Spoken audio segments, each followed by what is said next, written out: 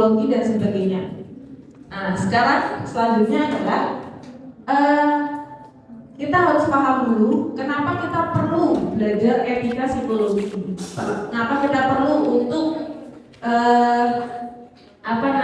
memahami etika psikologi. Oke, dari poin 1 sampai 5. Menurut teman-teman, etika dan etik itu sama atau enggak? Beda. Kalau etika dan moral? Beda. Sama atau beda? Beda. Kalau etika dan etiket? Beda. Beda. Moral dan agama? Beda. Moral dan hukum? Beda. Kira-kira bedanya gimana? Yang paling utama dulu deh, etika dan etik. Kira-kira bedanya gimana? Penerapan. Oke, kita akan lihat ya. Apa sih bedanya? Nah, etika dan etik. Kalau menurut KBBI, etika itu adalah ilmu tentang baik dan buruk, tentang hak dan kewajiban moral atau akhlak. Kalau etik hanya nggak ada, itu adalah kumpulan asas atau nilai yang berkenaan dengan benar dan salah. Kalau ini ilmunya, kalau etik itu sudah dibentuk dalam bentuk poin-poinnya, gitu ya. Apa saja nilai-nilai kumpulannya yang benar dan baik, benar dan buruk, gitu. Kalau ini nilai-nilainya, gitu. Kalau moral itu adalah adat kebiasaan, baik buruk yang diterima umum mengenai perbuatan, sikap, kewajiban dan sebagainya. Nah, kenapa kita sebagai sarjana psikologi ya, dan juga kita harus belajar ini di kode etik? Karena bisa jadi di Indonesia dengan di Indonesia aja, antara satu dengan yang lain itu punya nilai yang berbeda.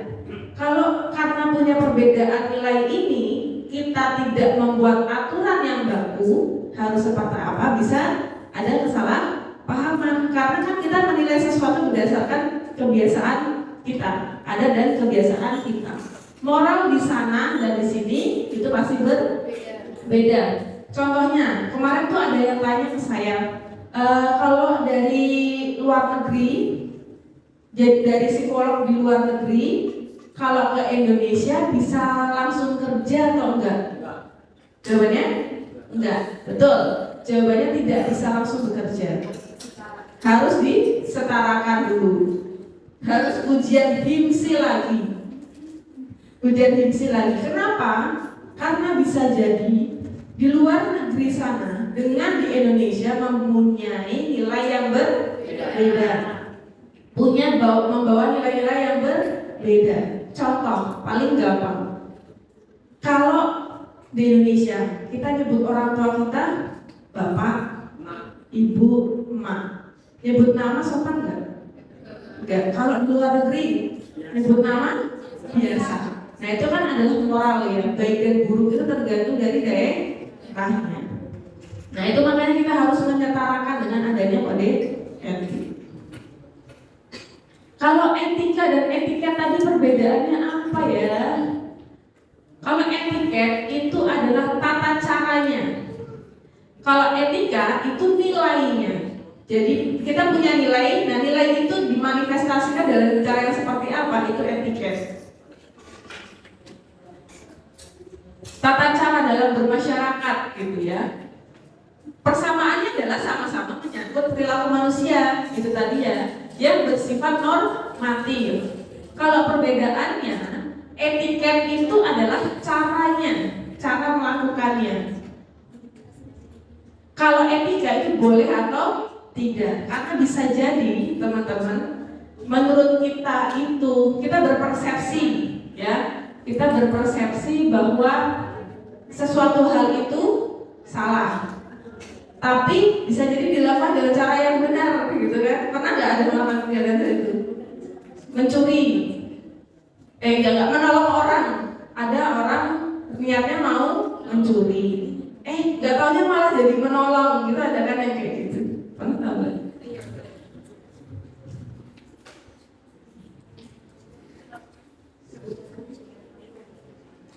Nah, kenapa kita perlu untuk mempelajari yang namanya etika ini? Kalian pernah tahu nggak? Dulu waktu zaman Perang Dunia Kedua, sering banget ada orang yang dijadikan kelinci percobaan. Nah, budak-budak itu dijadikan kelinci percobaan. Gak mandang dia itu siapa, pokoknya jadikan, selama dia itu budak, dijadikan kelinci percobaan. Mau dia sakit, mau dia lemah, mau apa, pokoknya mau sesakit apa bentuknya, ya udah dijadikan. Nah, itu kan kita tidak punya etika moral itu ya, dan itu kan merugikan orang lain. Ketika kita sudah di masyarakat modern, kita sudah tidak bisa seperti itu lagi, karena kalau itu kan terjadi karena adanya homogen dalam tanda kutip, mereka cenderung hanya mau menerima lingkungannya saja, orang-orangnya saja. Itu kan terjadi Perang Dunia Kedua kan karena salah satunya menolak adanya Yahudi gitu kan. Jadi dia nggak mau, pokoknya yang Yahudi yang dijadikan budak. Kalau kita sekarang udah nggak bisa kayak gitu kan. Di sini ada yang bukan orang Jogja, banyak kan? Nah, kalau misalnya kita terus ego daerah, hanya mau teman sama orang Jogja doang gitu kan, sudah tidak mungkin lagi itu dilakukan di era modern. Nah, karena mulai heterogen itu kan pasti punya nilai yang berbeda-beda. Nah, nilai yang berbeda-beda itu harus kita buat suatu hal yang itu menjadi patokan kita bersama. Nah, itulah fungsinya adanya etika di dunia modern saat ini.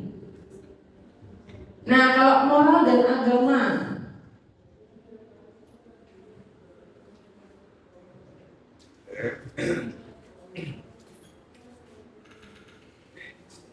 bedanya apa? Moral dan agama. Di sini ada perbedaannya. Kalau moral, ini moral, kebenaran berdasarkan bukti rasio. Jadi kita menganggap, oh itu salah, gitu. Oh itu salah, itu benar. Itu berdasarkan dari rasio kita saja. Tapi kalau agama, kebenarannya itu adalah wahyu dari Allah, berdasarkan dari keimanan. Contohnya apa? LGBT, secara moral mereka, kalau sudah cinta ya sudah cinta, ya kan? Cinta itu yang menguatkan kita, gitu. Katanya begitu. Tapi di agama nggak kayak gitu. Ya, di agama nggak kayak gitu. Jadi itu kita harus bisa membedakan mana yang baik dan buruk, moral dan sebagainya, karena ada aturan. Kalau moral dan hukum, apa hubungannya? Kira-kira apa moral dan hukum? Hukum yang sudah ditetapkan. Oke. Jadi tadi ceritanya, moral menjadi jiwa hukum, hukum menjadi penegak moral. Artinya gimana? Maksudnya gimana? Saling berkaitan. Saling berkaitan gimana? Moral dari diri sendiri. Jadi dalam membentuk sebuah hukum itu ada baiknya berdasarkan moral. Tapi moral tanpa adanya hukum yang mengikat, dia tidak bisa mengikat. Dalam artian kita punya hukum, punya moral. Oke, mencuri itu salah, ya, mencuri itu salah. Tapi kalau nggak ada hukum yang berlaku yang menjerat orang yang menghukum, siapa yang? Ya udah, orang akan mencuri begitu saja. Oh ya udah, kan salah ya, memang salah. Tapi ada hal lain yang mengikat saya, gitu misalnya. Nah, hukum itulah fungsinya tadi penegak moral, supaya moral itu tetap bisa kita pegang gitu. Tapi hukum tanpa dibuat berdasarkan moral itu juga nggak baik, nggak bagus gitu kan. Hukum hanya berdasarkan kepentingan tertentu, itu kan juga nggak bagus. Kenapa perlu hukum? Karena hukum itu dipandang lebih objektif. Udah jelas, tertulis, undang-undangnya sekian. Kalau mencuri kamu akan dihukum penjara sekian, gitu kan? Kalau moral itu kan nggak tertulis, hanya berdasarkan benar salah dari persepsi masing-masing dari lingkungan itu. Hukum itu hukum adat kan walaupun ini tapi disepakati bersama. Nah itu yang pentingnya kita ada hukum. Hukum dapat memberi sanksi secara bersifat paksaan. Kita bisa memaksa seseorang yang memang itu tidak sesuai dengan hukum yang berlaku. Kalau moral, kadang kan cuma contohnya gini ya. Kalau moral, kita tahu itu salah, membunuh itu salah, ya harusnya dihukum gitu kan. Tapi karena moral, kita melihat alasan si pembunuh ini membunuh adalah dia melindungi ibunya yang bisa dilecehkan, ya kan? Kalau kita mainnya moral, kita kan jadi wah kasihan juga ya kalau dia dihukum, dia tuh melindungi ibunya misalnya. Tapi kalau secara hukum udah jelas dia salah. Mbak, kamu semester lalu ya? Kamu semester ini? Oh, mirip. Maaf ya, saya jadi kok nggak fokus. Sorry. Nah ini ya, hukum itu atas dasar kehendak masyarakat dan negara. Jadi secara umum. Kalau moral itu berdasarkan nilai-nilai yang dimiliki oleh individu. Nah itu makanya kenapa kita perlu untuk mempelajari yang namanya kode etik. Supaya apa? Ini adalah aturan yang kita buat yang menjadi hukum. Kalau kita cara psikologi kan mainnya perasaan ya kan? Mainnya tuh oh ini benar salah gitu. Kalau itu tidak ada aturan bakunya, tidak ada yang mengikat, itu bisa jadi orang dalam melaksanakan profesinya itu semena-mena gitu. Nah, profesi itu apa? Menurut teman-teman profesi itu apa? Udah dari situ, tinggal dibaca. Adalah pekerjaan yang dilakukan sebagai kegiatan pokok untuk menghasilkan nafkah hidup dan mengandalkan suatu keahlian. Apa contoh profesi yang kalian tahu? Guru, dokter, perawat, terus tukang cukur, terus polisi, petani, tukang grab ya boleh, terus tukang sayur boleh, begal, profesi ya, begal, dukun, ya boleh lah. Kan intinya di sini menghasilkan nafkah hidup dan harus punya keahlian. Dukun punya keahlian, tukang begal punya keahlian. Oke, bisa dia profesi ya, bisa. Uskun mana? Uskun apa? Ustaz. Nah, kalau profesional apa? Profesional adalah orang yang mempunyai profesi ataupun pekerjaan purna waktu dan hidup dari pekerjaan itu dengan mengandalkan suatu keahlian yang tinggi. Jadi intinya adalah orang profesional adalah orang yang dia punya profesi tertentu dan dia bekerja dan mengandalkan keahlian yang tinggi. Bedanya sama profesi tadi apa? Cuma beda di level keahlian aja. Beda di level keahlian. Oke, tadi ada yang bersuara gimana? Lebih spesial. Lebih spesial. Oke. Kuncinya di sini teman-teman. Profesional harus punya profesi. Kayak tadi saya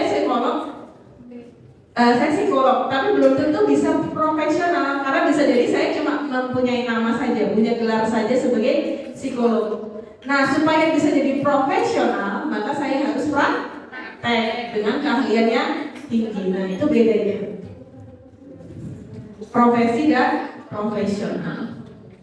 Nah, itu perbedaannya kalau profesi.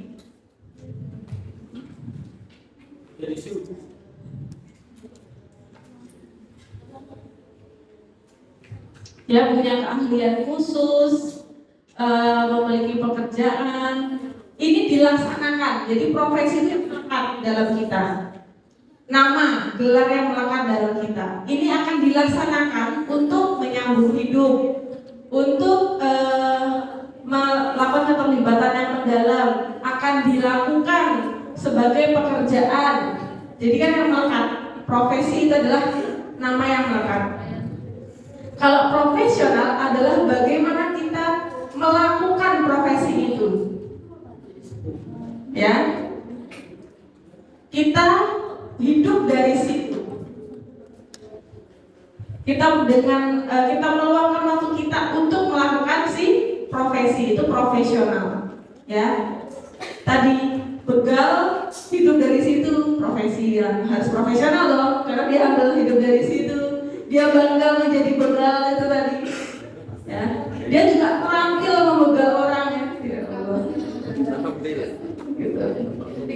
Nah itu bedanya ya profesi dengan profesional. Kalau profesi itu yang melekat di kita, yang akan kita laksanakan.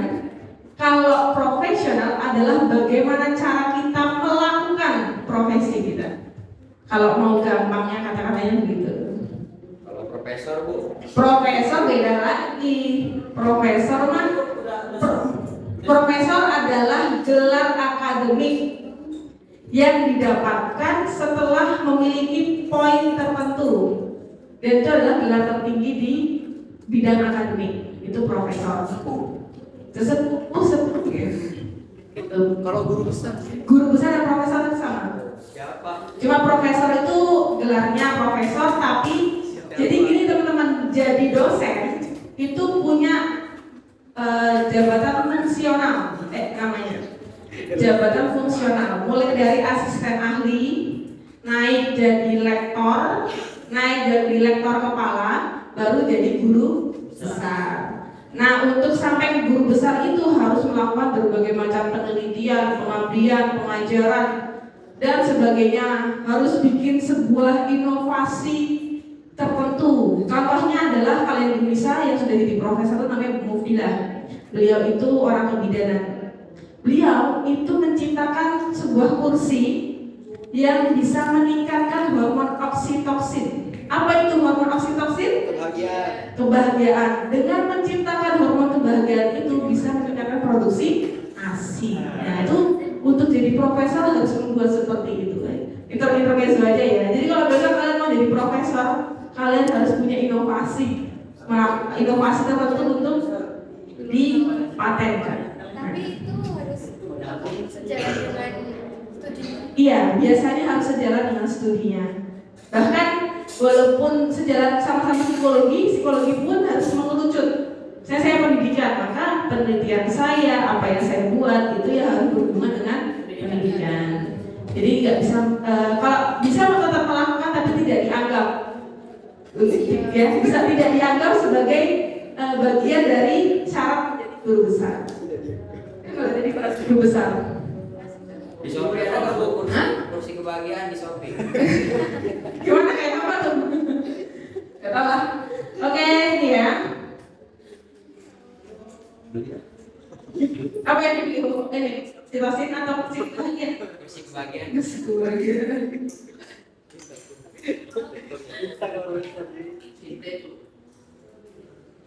Nah, untuk punya profesi itu kalian harus punya pengetahuan khusus ya. Tadi bagaimana pengetahuan untuk menjadi dokter, kalian bagaimana cara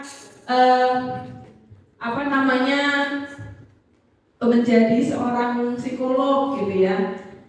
Sebenarnya profesi ini ada baiknya memiliki standar moral yang tinggi sebenarnya. Tapi kalau begal punya standar moral, nggak tahu ya.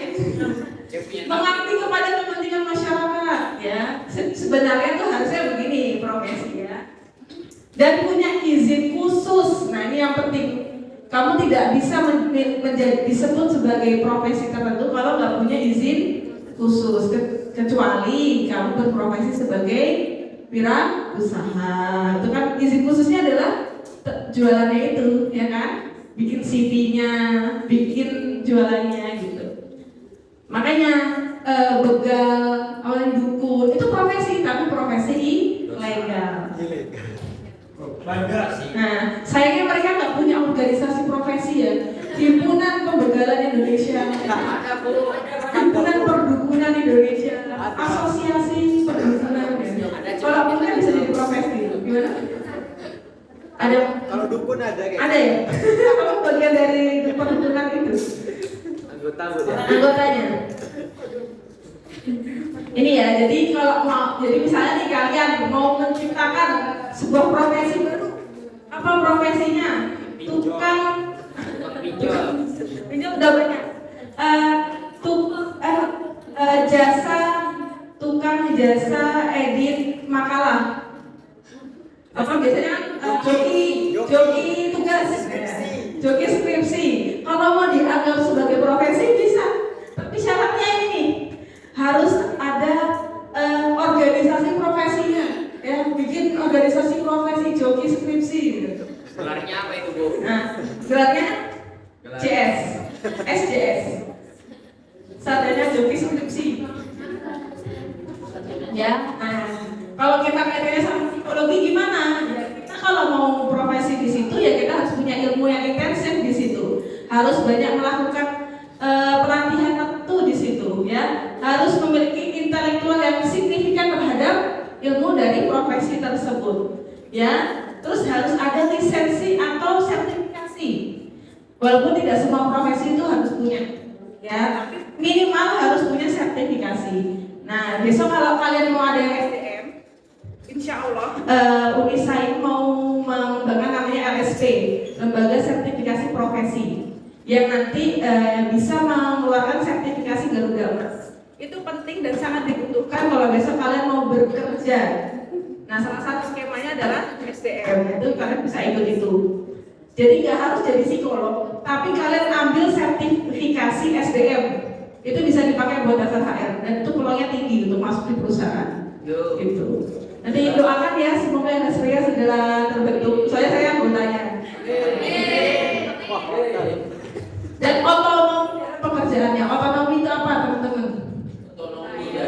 Nah, menurut saya otonomi itu peraturan. Apa?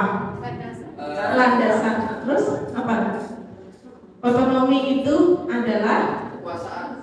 bisa berdiri sendiri alias mandiri dalam, makanya disebut otonomi daerah karena dia mandiri dalam menentukan peraturan yang ada di daerahnya. Nah, jadi otonomi itu adalah mandiri, termasuk di situ kita mandiri dalam melaksanakan tugas, tidak bergantung pada profesi yang lain.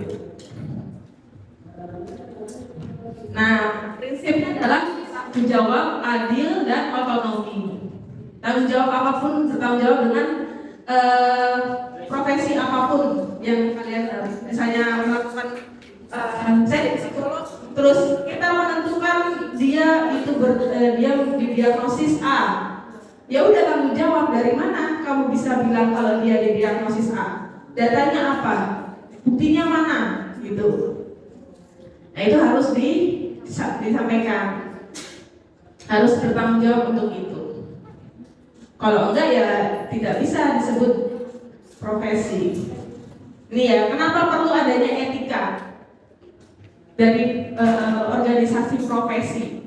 Tujuannya menjadi acuan dalam menjalankan profesi. Seperti yang kita tahu tadi, psikologi kita ini kan berasal dari daerah lain, berbeda-beda, latar belakang yang berbeda, mungkin punya nilai moral yang berbeda, gitu kan? Perlu adanya acuan supaya apa? Tidak melenceng, gitu. Sebagai alat kontrol dari rekan sejawat, saling mengingatkan. Misalnya ada yang melenceng, kita bisa bilang, bukan seperti itu harusnya. Jadi bisa mengingatkan. Terus juga memperoleh kepercayaan dari masyarakat terkait profesinya. Jadi masyarakat merasa aman karena otomatis ketika A bilang begini, di B bisa jadi sama. Kalau beda-beda, terus aku harus ngomong ke siapa? Nah, jadi penting untuk punya etika dalam profesi. Ini ya, kalau kode etik itu adalah peraturan tertulis. Sistem norma dan nilai adalah profesional yang tertulis dengan tegas, ya, tentang baik buruk, benar salah, dan bagaimana kita melakukan tugas tersebut di masyarakat.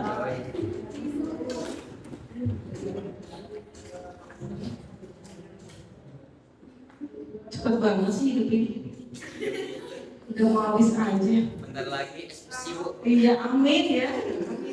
Baru juga semester 1 kalian udah pengen eksekusi aja.